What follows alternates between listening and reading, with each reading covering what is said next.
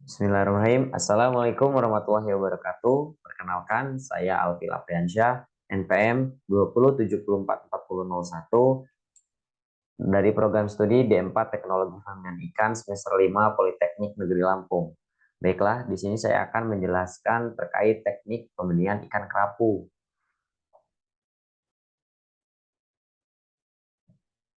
Ikan kerapu adalah salah satu jenis komoditas air laut yang bernilai ekonomis tinggi di pasar nasional maupun internasional. Ikan kerapu pun memiliki sifat yang menguntungkan dalam marikultur karena pertumbuhan cepat dan dapat diproduksi secara massal. Untuk wilayah penyebarannya yaitu di tropik dan subtropik. Ada beberapa jenis ikan kerapu. Yang pertama adalah kerapu lumpur, yang kedua kerapu macan, kerapu malabar, kerapu sunu, dan kerapu totol. Berikut adalah klasifikasi kerapu macan. Kerajaannya yaitu Animalia Phylum Chordata, kelas Agnipoligi, ordo Parsiformes, famili Cernaridae, genus Epinephelus, spesies Epinephelus pugobutatus. Untuk nama binomalnya yaitu Epinephelus puscobutatus itu menurut Volskal pada tahun 1775. Baiklah, di sini adalah morfologi ikan kerapu. Ikan kerapu ini memiliki bentuk tubuh memanjang agak membulat dengan mulut berukuran lebar. Posisi mulut sorong ke atas dan bibir bawah menonjol ke atas. Tinggi ikan lebih panjang dari panjang kepalanya. Area interorbitalnya datar atau sedikit cekung. Bagian preoperculumnya membulat dan bergerigi halus. Ujung bagian atas operculumnya cembung. Ujung bagian depan tulang preorbital menukuk cukup dalam ke arah lubang hidung dan rahang bagian atas memanjang dari posterior sampai mata. Kemudian memiliki sirip dorsal atau punggung, sirip anal atau perut, sirip perkotal atau dada, sirip kaudal atau ekor, dan garis lateral atau gurat sisi. Pada ikan ini pun terdapat sekitar 10-12 buah gill rakers di bagian atas dan 17-21 pada bagian bawah, tapi pada dasarnya sulit untuk dihitung. Ikan ini pun memiliki 11 jari keras dan 14 atau 15 jari lunak duri sirip dorsal atau jari keras ketiga atau keempat biasanya terpanjang. Kemudian 3 jari keras dan 8 jari lunak sirip anal dan sirip pektoral sekitar 18-20 serta bentuk sirip kaudal atau ekor membundar. Warna tubuh ikan ini yaitu coklat pucat kekuningan, tubuh, kepala, dan sirip ditutupi dengan bintik-bintik coklat kecil, yang mana bagian bercak lebih gelap daripada area tubuh lainnya. Kemudian perintisan usaha budidaya ikan kerapu. Nah, usaha budidaya ikan kerapu di Indonesia ini dirilis di nelayan Kepulauan Riau pada tahun 1978 dengan sistem tancap atau pancake culture dengan sasaran pasar Singapura. Berikut adalah foto-fotonya. Kemudian adalah siklus hidup kerapu.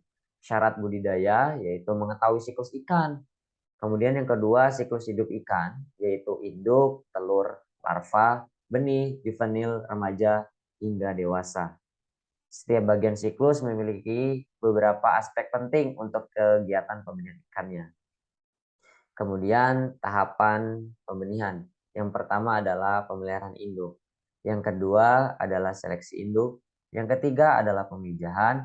Yang keempat adalah pembuahan. Yang kelima penetasan telur. Dan yang terakhir adalah pemilihan larva. Seleksi induk. Induk pada ikan kerapu harus sehat, tidak cacat, ukuran sesuai, dan matang gonat. Kemudian jantan memiliki ukuran yang lebih besar daripada betina karena berasal dari betina dewasa yang mengalami perubahan kelamin atau hemafrodit protogoni. Untuk mempercepat bisa dengan seks reversal yaitu menyuntik betina umur 3 tahun dengan metilesteron 1 mg per kilo induk selama 2 bulan. Kemudian dipelihara dalam bak beton volume 5 10-30 meter persegi, kepadatan 2-10 ekor, BW 3,1 hingga 11,5 kg. Untuk TL-nya 52-79 cm. Pemeliharaan induk. Berikut adalah pemberian pakan induknya. Bisa dengan ikan ruca atau tongkol dan lempuru. Kemudian bagian kepala dan isi perut dibuang. Kemudian juga pakan ruca dipotong menjadi 3 bagian. Bisa juga dengan penyisipan kapsul multivitamin Inmix. Kemudian pemberian pakan 3-5% dari biomasa induk secara sekenyang-kenyangnya. Kemudian untuk pemberian feeding frekuensinya itu 1 kali per hari. Untuk pemberian pakannya itu feeding time jam 8 waktu Indonesia Barat. Berikut adalah foto pakan induk, vitamin mix, pakan rucanya. Kemudian pemijahan induk kerapu. Biasanya pemijahan induk ini meliputi secara alami atau musim. Biasanya memijah pada bulan purnama atau awal bulan. Kemudian terutama pada bulan November hingga April. Itu biasanya untuk hatching rate 57%. Kemudian buatan atau induksi hormonal. Untuk lingkungan, pergantian air sebanyak 100-150%. Untuk pakannya selalu diberi ikan ruca 1-2% cumi. Untuk sarden yaitu sore.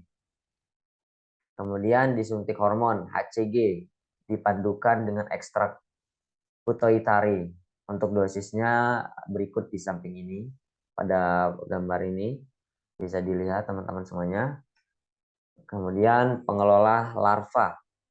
Nah, ada beberapa tipe makanan dalam pemberian pakan untuk larvanya. Untuk umur perharinya itu bisa diberi Chlorella atau Tetraselmis pada umur 1-15 hari. Kemudian untuk rotifer itu bisa diberikan pakan pada umur 3-40 hari.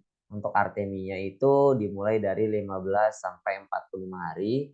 Copepoda dimulai dari 25 hari sampai 50.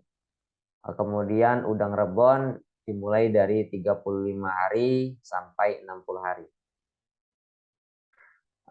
Untuk gradingnya yaitu untuk mengelompokkan larva sesuai dengan ukurannya. Grading dilakukan karena ikan kerapu tergolong ikan kanibal. Maka dari itu grading ini sangat signifikan karena untuk mengurangi faktor kanibalisme pada ikan kerapu.